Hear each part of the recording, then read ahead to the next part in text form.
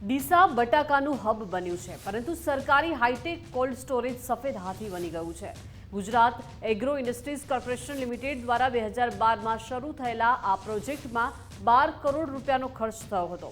2016માં તૈયાર થયેલ આ 5000 મેટ્રિક ટન ક્ષમતાવાળું અદ્યતન કોલ્ડ સ્ટોરેજ માત્ર 2 વર્ષ ભાડેથી ચાલ્યું અને ત્યારબાદ છેલ્લા 7 થી 8 વર્ષથી બંધ પડ્યું છે। આ સુવિધા જલારામ મંદિરથી રાણપુર રોડ પર શહેરના હાર્દમાં આવેલી છે। હાલ મશીનરી જર્જરિત થઈ ગઈ છે। રિપેરિંગ માટે 50 થી 60 લાખનો ખર્ચ જરૂરી છે। અનેક ટેન્ડર છતાં કોઈ જ પાર્ટી આગળ આવી નથી। કોર્પોરેશનને 1 વર્ષના વ્યાજની રકમ પણ મળી નથી, તેમજ 24 કલાક 3 પાળીમાં સિક્યુરિટી ગાર્ડનો ખર્ચ ઉઠાવવો પડે છે। ડીસામાં 200થી વધુ કોલ્ડ સ્ટોરેજ આવેલા છે, પરંતુ હાલ બટાકાના ભાવ નીચા હોવાથી ખેડૂતો બીજા સ્ટોરેજમાં ડબલ ભાડું ચૂકવીને બટાકા મૂકે છે। જો આ સરકારી સુવિધા ચાલુ હોત તો રાહત દરે ભાડું મળતું અને ખેડૂતોને મોટો ફાયદો થયો હોત। ખેડૂતો માંગ કરે છે કે તેને તાત્કાલિક ચાલુ કરવામાં આવે અને આ પ્રોજેક્ટમાં મોટા ખર્ચ અને ઓછા રિટર્નને લઈને કૌભાંડની શક્યતાઓ પણ ઊભી થઈ છે। સરકારે આ સફેદ હાથીને જીવંત કરવા તાત્કાલિક પગલાં લેવાની ખેડૂતોએ માંગ કરી છે। આજે 2016માં જે આ ગુજરાત એગ્રો કોસ્ટર જે બનાવેલું છે એ બનાવ્યા પછી પ્રોજેક્ટ બનાવ્યા પછી 1 કે 2 વર્ષ ચાલ્યું છે, બરાબર। તો અત્યારે પ્રોજેક્ટ બંધ પડ્યું છે,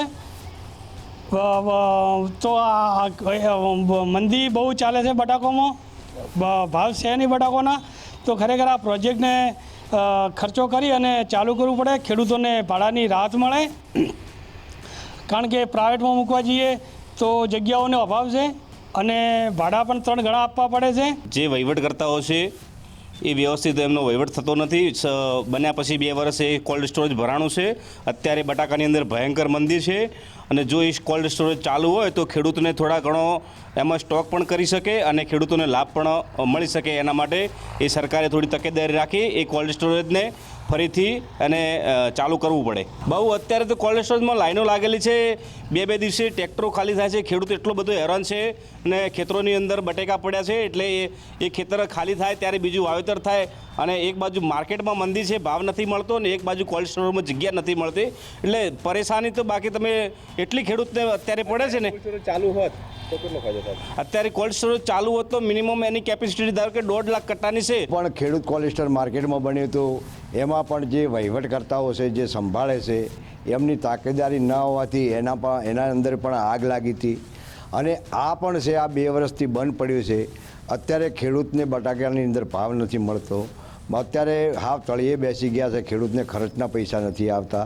જો આ કોલ્ડ સ્ટોર ચાલુ હોત તો ખેડૂતને મૂકવા માટે જગ્યા મળત, કેમ કે અત્યારે આ બટાકો એવું છે કે તમે ખેતરની અંદર સંગ્રહો તો એ બટાકો એમ જ સંગ્રહી શકાતું નથી ને સ્ટોરની અંદર જગ્યા મળે તો એ એમ જ કે સંગ્રહી શકે અને એમાં ખેડૂતને થોડી રાહત થાય। સરકાર દ્વારા 2018માં 12 કરોડ રૂપિયાના ખર્ચે એક કોલ્ડ સ્ટોરેજ બનાવવામાં આવ્યું હતું। તે કોલ્ડ સ્ટોરેજ અત્યારે ધૂળ ખાઈ રહ્યું છે। ત્યારે હું તમને દ્રશ્યો બતાવવાના પ્રયાસ કરીશ કે આ જે ડીસામાં આવેલું જે આ અદ્યતન સુવિધાઓવાળું કોલ્ડ સ્ટોરેજ હતું, પરંતુ તેની ટાઈમસર સાર સંભાળ ન લેવાઈ, તેનું ટાઈમસર મેન્ટેનન્સ ન થયું, જેના કારણે આ કોલ્ડ સ્ટોરેજ અત્યારે ધૂળ ખાઈ રહ્યું છે। અત્યારે એક તરફ ખેડૂતોને બટાકાના ભાવ નથી મળી રહ્યા, તો ભાવ ન મળતા ખેડૂતો અત્યારે પોતાના બટાકા બીજા જે કોલ્ડ સ્ટોરેજો આવેલા તેમાં સંગ્રહ કરી રહ્યા છે। ભાવ નથી અને કોલ્ડ સ્ટોરેજમાં જે બટાકા સંગ્રહ કરે છે તેમના કારણે તેમને ડબલ માર પડી રહ્યો છે, કારણ કે તેમને ડબલ ભાડું ચૂકવવું પડે છે। ત્યારે જો આ કોલ્ડ સ્ટોરેજ સરકાર દ્વારા ફરી ચાલુ કરવામાં આવે તો જે ખેડૂતોને ભાવ નથી મળતા અને કોલ્ડ સ્ટોરેજ જે પ્રાઇવેટ કોલ્ડ સ્ટોરેજ બીજી જગ્યાએ જે મૂકવા જાય છે અને 3 ગણું ભાડું ચૂકવે છે, તેના બદલે તે લોકો અહીં કહી શકાય કે રિઝનેબલ ભાવમાં સરકારી ભાડામાં અહીં આગળ તેઓ સ્ટોરેજ કરી શકો, જેથી કરીને તેમને 5 પૈસાની બચત થાત। ખેડૂતો અત્યારે માંગ કરી રહ્યા છે કે તાત્કાલિક ધોરણે આ જે કોલ્ડ સ્ટોરેજ છે તે ફરી શરૂ કરવામાં આવે। મહત્વની વાત છે કે જે પ્રકારે મળતી માહિતી મુજબ આ જે કોલ્ડ સ્ટોરેજ છે 2018માં 12 કરોડ રૂપિયાના ખર્ચે બનાવાયું હતું, પરંતુ તેમનું ટાઈમસર મેન્ટેનન્સ નથી થયું અને જેના કારણે અત્યારે તે ધૂળ ખાઈ રહ્યું છે. એટલે જે આ 12 કરોડ રૂપિયા સરકારના હતા તે અત્યારે તો પાણીમાં પડી ગયા છે. ત્યારે જો આ કોલ્ડ સ્ટોરેજ તાત્કાલિક ધોરણે જો એનું રિપેર કરી અથવા તેનું મેન્ટેનન્સ કરી અને ફરી જો શરૂ કરવામાં આવે તો જે ખેડૂતોને જે બહાર જે બીજા જે કોલ્ડ સ્ટોરેજ છે તેમાં જે બટાકા સહિત જે વસ્તુઓ જે પોતાનું જે મૂકવા જાય છે તે ત્યાં મૂકવા ન જવું પડે અને તેમને અહીં સસ્તા ભાડામાં કોલ્ડ સ્ટોરેજ મળી રહે તેવી ખેડૂતોની માંગણી છે. ગુજરાત ફર્સ્ટ, કમલેશ નાપાણી, બનાસકાંઠા.